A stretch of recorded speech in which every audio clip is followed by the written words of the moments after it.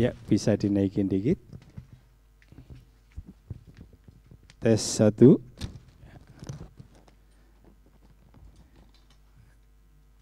Puji Tuhan. Shalom. Ya, kita akan membuka firman Tuhan di dalam Matius pasalnya yang ke-14. Kita akan sama-sama baca di dalam ayat yang ke-22 sampai yang ke-33.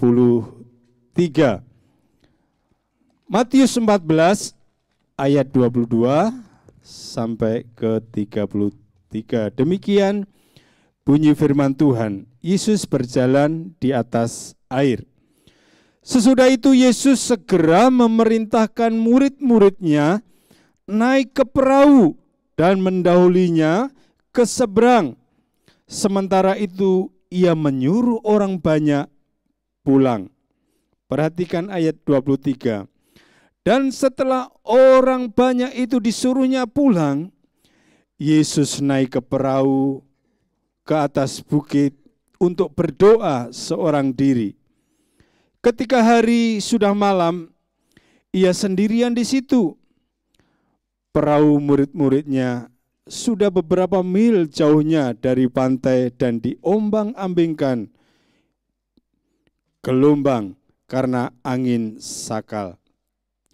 Kira-kira jam 3 malam, datanglah Yesus kepada mereka berjalan di atas air. Ketika murid-muridnya melihat dia berjalan di atas air, mereka terkejut dan berseru, "Itu hantu!" Lalu berteriak-teriak karena takut. Tetapi segera Yesus berkata kepada mereka, "Tenanglah, aku ini, jangan takut." Lalu Petrus berseru dan menjawab dia, "Tuhan, apabila Engkau itu, suruhlah aku datang kepadamu, berjalan di atas air." Kata Yesus, "Datanglah." Maka Petrus turun dari perahu dan berjalan di atas air mendapatkan Yesus. Tetapi ketika dirasaknya tiupan angin, takutlah ia dan mulai tenggelam, lalu berteriak, "Tuhan, tolonglah aku." Segera Yesus mengulurkan tangannya, memegang dia dan berkata, "Hai orang yang kurang percaya, mengapa engkau bimbang?" Lalu mereka naik ke perahu dan angin pun redalah. Dan orang-orang yang ada di perahu menyembah dia. Katanya, "Sesungguhnya Engkau Anak Allah." Puji nama Tuhan. Bapak, Ibu, Saudara yang kami kasih di dalam nama Tuhan Yesus, ketika kita boleh merenungkan firman Tuhan ini dan membacanya, saya secara pribadi diberkati firman Tuhan ini sehingga melalui firman Tuhan ini ada satu pelajaran penting yang Tuhan Yesus ajarkan kepada murid-muridnya. Tentunya kepada kita yang ada di tempat ini dan juga ada di rumah. Nah, kalau kemarin minggu yang lalu Bapak Gembala sampaikan, kita bukannya umat, tetapi murid Tuhan. Kalau murid Tuhan itu senantiasa siapa? Dekat. Senantiasa dekat dan selalu ada bersama dengan gurunya. Guru kita adalah pribadi Tuhan Yesus itu sendiri. Bapak Ibu yang kami kasih di dalam nama Tuhan Yesus, di sini ada pelajaran penting yang Tuhan Yesus ajarkan kepada kita sebagai murid-muridnya. Pelajaran apa yang penting bagi kita? Terlebih saat murid-muridnya tadi, mereka belum menghadapi gelombang topan sakal yang begitu dahsyatnya itu. Saya kira di tempat ini saudara dan saya sebagai murid-muridnya tidak luput yang namanya dari gelombang sakal di dalam setiap pribadi, lepas pribadi. Amin. Artinya saudara dan saya mengalami Tantangan hidup mengalami gelombang yang besar. Sehingga ketika kita dihadapkan gelombang itu, apa sesungguhnya reaksi yang dapat kita kerjakan? Reaksi apa yang sebenarnya bisa kita lakukan? Dan satu hal di dalam pembacaan firman Tuhan ini, setidaknya saya mendapati ada 3 hal penting yang Tuhan ajarkan kepada kita sebagai murid-muridnya. Ketika gelombang badai yang begitu tiba-tiba menerpa saudara dan saya, ada satu sikap yang Tuhan ajarkan yang sangat penting di dalam kehidupan kita. Yang pertama, di dalam ayat yang ke-23 tadi dikatakan, dan setelah orang banyak itu disuruhnya pulang, Yesus naik ke atas bukit untuk apa? Untuk berdoa seorang diri. Ketika hari sudah malam, ia sendirian di situ. Jadi, pelajaran penting apa yang dapat kita petik? Tuhan Yesus itu selalu menyendiri. Menyendiri untuk apa, saudara? Bukan untuk semedi, bukan untuk bertapa, supaya sakti mondroguno. Tidak, saudara. Tetapi ada sesuatu hal yang sangat penting yang Tuhan Yesus terus lakukan. Di dalam ayat yang sebelumnya, itu juga dilakukan. Di dalam ayat yang ke-13, di situ juga Tuhan Yesus lakukan. Ketika Yesus mendarat, ia melihat orang banyak yang besar jumlahnya, maka tergeraklah hati oleh belas kasihan kepada mereka dan ia menyembuhkan mereka. Perhatikan ayat 15.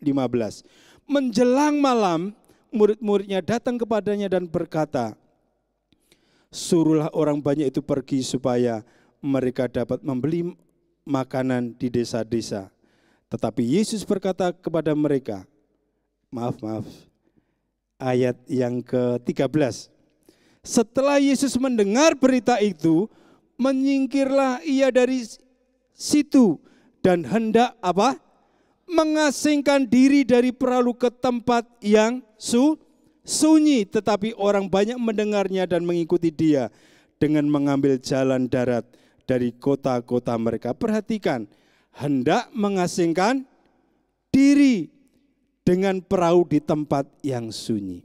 Artinya, sesibuk-sibuk apapun di dalam kehidupan saudara dan saya, dan ini Yesus beri satu teladan, satu ajaran kepada murid-muridnya, yaitu saudara dan saya, jangan lupa berdoa. Tetaplah berdoa. Jadi sesibuk-sibuk apapun, tetaplah luangkan waktu untuk saudara berdoa. Karena apa, saudara? Sebab ketika kita meluangkan waktu bersama Bapa kita di surga, di dalam doa saudara ini, justru ketika kita meluangkan waktu terus bersama dengan Tuhan, bersama dengan Bapa kita di surga, itu memperkuat dan memperkokoh hubungan yang sangat vital dengan Dia. Dan terlebih, Bapa kita di surga itu memperlengkapi saudara dan saya. Untuk apa? Bisa menghadapi berbagai tantangan dan pergumulan hidup saudara dan saya. Itu sebabnya, tingkatkanlah disiplin untuk meluangkan waktu sendirian bersama Bapa. Itu akan menolong kita untuk kita apa? Bertumbuh secara rohani dan semakin serupa dengan Kristus. Sehingga saudara dan saya semakin didewasakan. Kita tidak seperti anak-anak. Saudara mengiring Tuhan sudah bertahun-tahun, tetapi ketika saudara menghadapi tantangan, kehidupannya seperti anak-anak. Tidak bertumbuh. Karena apa? Kita seringkali menyibukkan diri dengan sendirinya. Kita lupa apa yang Tuhan ajarkan bagi kita sebagai anak-anaknya, sebagai murid-muridnya. Untuk kita senantiasa meluangkan waktu kita untuk tetap berdoa. Satu pelajaran penting kalau kita baca di dalam 2 Tawarikh pasal yang ke-32 ayat 24. Bagaimana ketika Hizkia mereka mengalami jatuh sakit. Dikatakan di sana pada hari-hari itu Hizkia jatuh sakit sehingga hampir apa? Hampir mati. Ia berdoa kepada Tuhan dan Tuhan berfirman kepadanya dan memberikannya suatu tanda yang ajaib. Amin. Jadi doa itu adalah senjata kita, di mana doa itu ada satu otoritas kuasa Tuhan. Boleh Tuhan nyatakan di dalam hidup saudara. Itu sebabnya belajar menyendiri. Bukan berarti kita jauh, tetapi menyendiri untuk kita bersekutu bersama dengan Bapa kita di surga.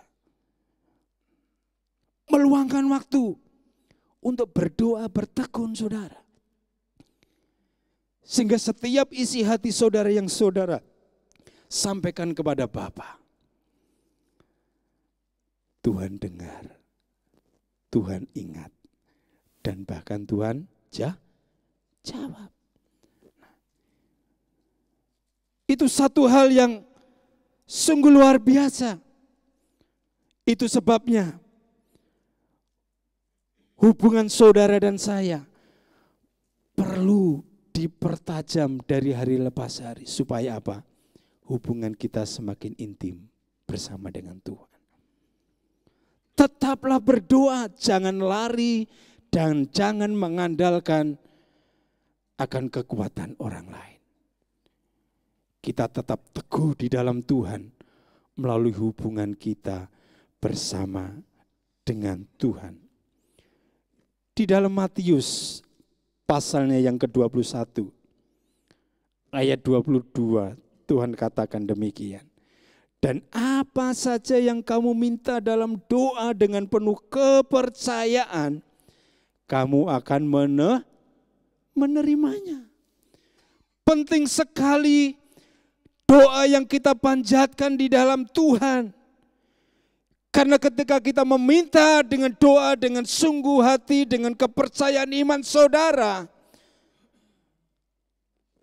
saudara akan menerimanya sesuai dengan kehendak Tuhan. Bukan maunya kita. Dan bahkan di dalam Matius pasal 26 ayat 41 juga dikatakan, berjaga-jagalah dan berdoa supaya kamu jangan jatuh ke dalam pencobaan. Roh memang penurut, tetapi daging lemah. Jujur saudara, terkadang saya pun sekalipun sebagai hamba Tuhan, untuk berdoa saja terkadang itu ada rasa, waduh kalau udah capek ya, apalagi hari-hari ini, ya bulan-bulan selama hampir 3 bulan lebih ini. Nah, saya bersama dengan rekan-rekan tukang itu selalu ada bersama dengan dia, riwa-riwi sana sini. Secara manusia, secara daging capek lemes saudara. Tapi saya berusaha untuk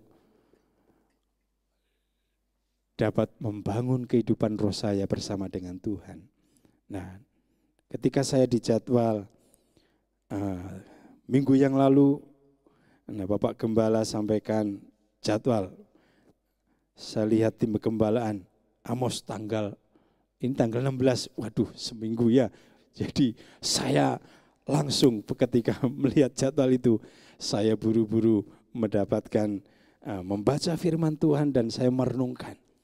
Dan puji Tuhan, saya dapatkan ini membuat apa? Jam doa saya terus saya tingkatkan dan saya tingkatkan. Saya bersama dengan istri saya dan saya berdoa. Secara manusia capek saudara. Terkadang kalau udah jam 10 tuh rasanya badan tuh udah capek semua. Ya akhirnya istirahat tidur, pules. Bangunnya jam 5 berdoa bareng sama istri saya. Sungguh luar biasa. Jadi setiap jam 5 pasti saya bangun saudara.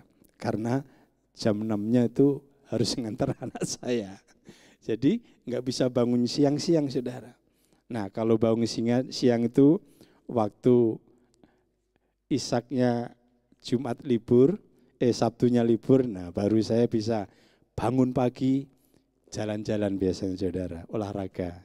Ya, supaya sehat tubuh, jiwa, dan roh kita. Amin. Puji nama Tuhan. Nah, selain itu Yakobus juga katakan di dalam Yakobus 5. Kalau kita baca di dalam ayat yang 16 bagian B dikatakan doa orang yang benar bila dengan yakin didoakan sangat besar apa? Sangat besar kuasanya. Saya punya tim musik sungguh luar biasa. Di mana saya terus berdoa untuk saya bisa mendapatkan teman main, bisa satu panggung di sini dengan badan yang tambun-tambun. Saya itu selalu berdoa supaya Tuhan kirimkan para pemain musik yang ada, enggak tahu yang mau mungkin yang datang main icik-icik, enggak apa-apa Tuhan, yang penting ada harmoninya. Nah, ketika di Bentani dulu juga gitu saudara. Bertahun-tahun saya tukang mijit sendirian aja saudara. Sampai tangan saya itu lemes. Saya berdoa dan puji Tuhan, Tuhan kirimkan saudara Inge bisa main berdua. Dan puji Tuhan ketika kita bisa punya alat-alat musik komplit, dikirimkanlah saudara Diki, ada Chandra, ada Obed. Saya bersyukur. Ini karena apa? Doa saudara. Siapa?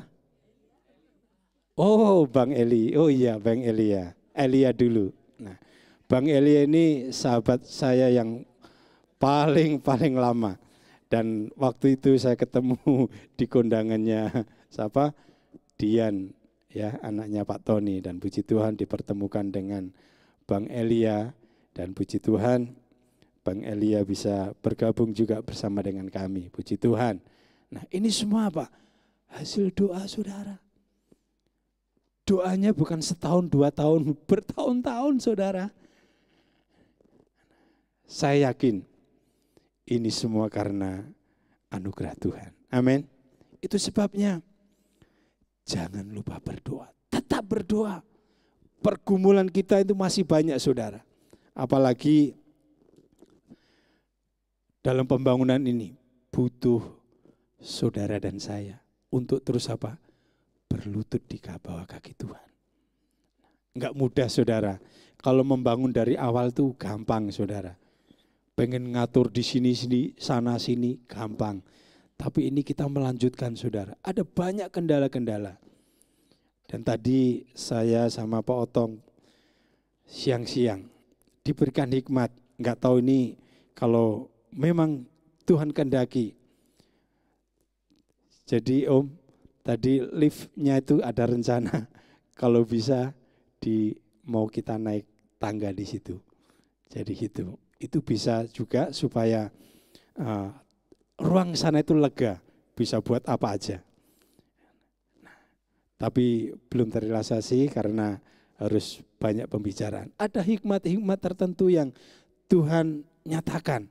Saya yakin dan saya percaya kalau semuanya kehendak Tuhan, maka ada damai dan sejahtera. Amin. Ada jalan keluarnya. Puji Tuhan. Nah, kemudian hal yang kedua, pelajaran penting apa ketika murid-muridnya ini menghadapi gelombang taufan sakal yang begitu dahsyat. Di dalam ayat yang ke-26 dan 27 tadi dikatakan demikian. ayat 26 dan 27. Ketika murid-muridnya melihat dia berjalan di atas air, mereka terkejut dan berseru, "Itu hantu!" Lalu berteriak-teriak karena takut. Tetapi segera Yesus berkata kepada mereka, "Tenanglah, aku ini, jangan takut." Nah, saudara, satu pelajaran penting yang Tuhan Yesus ajarkan dalam kehidupan kita sebagai murid-muridnya dan juga murid Tuhan Yesus pada waktu itu. Kita menghadapi angin sakal yang begitu dahsyatnya. Apa yang dilakukan? Dikatakan bahwa tadi ayat 26 dan 7. Tenanglah, jangan takut. Ketika angin sakal yang begitu dahsyat itu, apa yang sering kita lakukan? Apakah kita tenang? Apakah kita takut? Ini saudara, jujur, ketika kita menghadapi satu tantangan badai hidup dalam hidup saudara dan saya, terkadang kita itu mencari jalan pintas, saudara. Pengen cepat-cepat masalahnya selesai. Sehingga apa yang bisa kita lakukan itu kita lakukan lebih dahulu. Enggak kita tanya dulu, datang sama Tuhan, kita berdoa. Hati kita terkadang itu pengennya, waduh cepat-cepat semuanya itu bisa bebas dari kehidupan kita. Sehingga kita tuh tinggal enaknya saja. Murid-murid Tuhan Yesus tidak demikian. Tuhan mengajarkan supaya apa? Tenanglah. Nah, kalau kita tenang, hati kita tenang, maka di dalam Amsal yang ke-14 ayat yang ke-30 bagian A dikatakan, hati yang tenang itu akan apa? Menyegarkan tubuh, saudara. Itu sebabnya dibutuhkan, diperlukan hati yang tenang. Jangan gerusa-gerusu, saudara. Jangan mengambil tindakan semau saudara sendiri. Kalau kita seringkali mengandalkan kekuatan sendiri, maka sia-sialah apa yang kita kerjakan.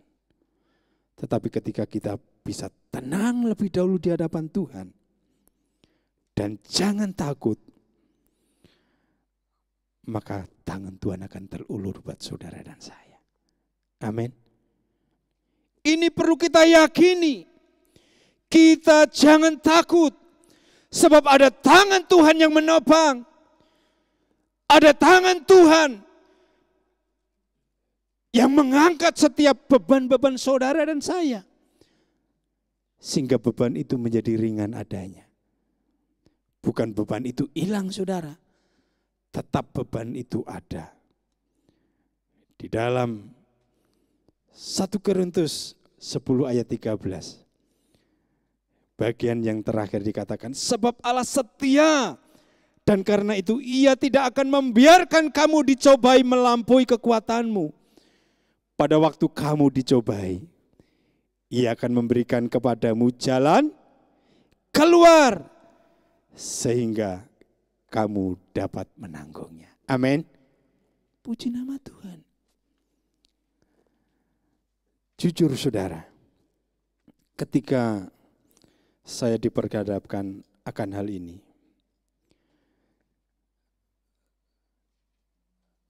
secara manusia saya cemas, saya takut. Anak saya yang kedua itu sebentar lagi akan selesai kuliahnya. Karena dia udah semester 7 dan tahun depan udah seladanan. Saat ini dia mempersiapkan sekurisinya. Dan saya berdoa. Dalam mempersiapkan itu membutuhkan dana yang tidak sedikit, saudara. Sampai anak saya curhat sama ciciknya. Dia tidak mau memberatkan orang tuanya. Orang tuanya bersusah payah untuk melakukan apa yang menjadi bagiannya. Tapi satu hal bahwa kita sebagai orang tua harus bertanggung jawab penuh bagi anak-anaknya, saudara. Dan anak saya tetap mereka melakukan bagiannya di dalam studi mereka. Dan saya bersyukur, saudara, di tengah-tengah situasi dan kondisi keadaan orang tua yang tidak seperti yang dulu mereka rasakan, bagaimana waktu ciciknya kuliah, itu selalu ada dan selalu ada. Apa yang Naomi butuhkan pada waktu itu, ada dan ada. Tapi dari keprihatinan itu, saya belajar tuh, saudara, sama istri saya. Saya katakan sama istri saya, "Pak," kalau dia ngomong sama, "Pak, gimana Pak nanti David?" Ketika saya merenungkan firman Tuhan ini, saya nangis, saudara. Saya belajar untuk tenang. Saya ngomong sama istri saya, tenang. Pasti Tuhan ada di pihak kita. Sehingga saya tidak takut lagi untuk menghadapi semuanya itu. Dan puji Tuhan, saudara, enggak kerasa. Sebentar lagi anak saya ini sebentar lagi akan bisa diwisuda. Ini semua kenapa? Saya belajar untuk tenang dalam menghadapi situasi dan kondisi yang ada. Tidak cemas, tidak takut, saudara. Dan saya dikuatkan firman Tuhan ini. Karena apa? Ada jalan keluar. Ada jalan keluar dan saya dapat menanggungnya. Setiap kali ketika saya harus melunasi semester-semester anak-anak saya itu. Ketika istri saya masih kerja, semuanya bisa dilalui dengan baik, saudara. Sudah beberapa 3 tahun ini saya sudah saksikan apa yang terjadi atas kerjaan istri saya. Semua itu menghambat bagaimana anak saya bisa, tetapi saya percaya kalau ini seizin Tuhan, Tuhan tidak pernah membiarkan kita. Tuhan tetap tinggal menyertai setiap saudara dan saya. Saya seringkali terkadang gini, saudara, pas waktunya, "Pak, ini gimana?" Jujur, saudara, saya itu ada motor, ada mobil, pengennya dijual, udah saudara beres gitu ya. Tapi ketika saya ingin melangkahkan itu, enggak jadi lagi. Tuhan sediakan tepat pada waktunya. Enggak tahu bagaimana caranya. Saya yakin Tuhan selalu menyediakan tepat pada waktunya. Sehingga motor saya yang Vixen itu masih ngacir sampai sekarang. Dan mobil saya juga itu yang Alphard. Puji Tuhan, itu mobil kenangan, saudara. Bersama dengan anak-anak remaja pada waktu itu. Waktu KKR di Bentani, di Apita, itu digerebek sama Pak Jinggot, ya. Itu anak-anak berapa 10 lebih, saudara. Naik di mobil saya sampai pernya tuh melengkung. Dan istri saya tak suruh turun, naik angkot aja. Kenang-kenangan, saudara. Buat kerja Tuhan selalu manis. Puji nama Tuhan. Sehingga saya dulu punya kelompok sel bersama dengan Pak Edi. Saya selalu jemputin, saudara, almarhum Ibu Kim Liu. Kalau tidak dijemput sama Bapak Amos tuh enggak mau datang. Jadi sebelum waktunya, "Pak Amos, jangan lupa ya." Nggih. Ibu Kim Liu salah satunya sama Ibu Sri. Puji Tuhan. Dan terakhir Pak Slamet bersama di sana, di Cipernak sana. Puji nama Tuhan saudara. Jadi kalau mau dijual itu ingat saudara. Nah, apalagi ada Bapak Cengti. Ya, puji Tuhan. Nah, itu sebabnya ketika kita menghadapi segala tantangan hidup itu, apa yang kita lakukan? Tenanglah, jangan takut. Amin. Nah, kalau kita tenang dan jangan takut, maka 1 Korintus 10 tadi, ayat yang ke-13 bagian A. Sebab Allah setia, dan karena itu Ia tidak akan membiarkan kamu dicobai melampaui kekuatanmu. Pada waktu kamu dicobai, Ia akan memberikan kepadamu apa? Jalan buntu, jalan keluar saudara. Sehingga kita semua dapat menanggungnya. Puji nama Tuhan. Kemudian hal yang ketiga saudara, waktunya berjalan terus. Puji Tuhan, waktunya masih panjang ya. Panjang ya, nggak apa-apa. Puji Tuhan. Makanya saya cukup 3 aja. Sebetulnya ada 5, tapi cuma 3 aja. Puji nama Tuhan. Yang terakhir, kalau udah yang terakhir itu, waduh semangat ya. Yang tadinya mau tidur jadi ngantuk, udah melek semua. Puji nama Tuhan. Yang terakhir dibacakan dengan ayat yang terakhir pula. Di sana dikatakan ayat yang ke-31. Segera Yesus mengulurkan tangannya, memegang dia dan berkata, "Hai orang yang kurang percaya, mengapa engkau bimbang?" Jadi hal yang kedua, yang terakhir, yang ketiga ini, Tuhan Yesus memberikan satu pelajaran penting bagi kita sebagai murid-muridnya dan murid-murid pada waktu itu juga, bahwa kita tidak perlu bimbang, kita harus tetap percaya. Jangan bimbang, tetap percaya di hadapan Tuhan. Nah, di sini arti bimbang di sini itu merasa tidak tetap hati atau kurang percaya. Arti bimbang di sini juga berkata tentang keraguan-raguan, atau dengan kata lain khawatir dan cemas. Itu sebabnya kita jangan bimbang. Karena orang dikatakan di dalam Yakobus pasal yang pertama, ayat yang ke-6 dikatakan, hendaklah ia memintanya dalam iman dan sama sekali jangan bimbang. Sebab orang yang bimbang sama dengan gelombang laut yang diombang-ambingkan kian kemari oleh angin.